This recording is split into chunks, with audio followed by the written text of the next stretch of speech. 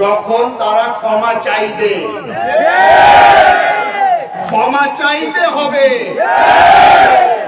3 বছর আগে পোলো গ্রাউন্ডে আমি বলেছিলাম ক্ষমা করে দিব, তবে তাদের প্রতিটা শহীদের বাড়িতে গিয়ে ক্ষমা চাইতে হবে।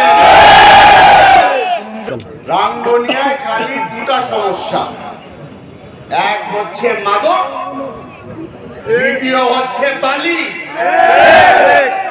এই বালির ব্যবসার কারণে বাংলাদেশ জাতীয়তাবাদী দলের নাম খারাপ হচ্ছে।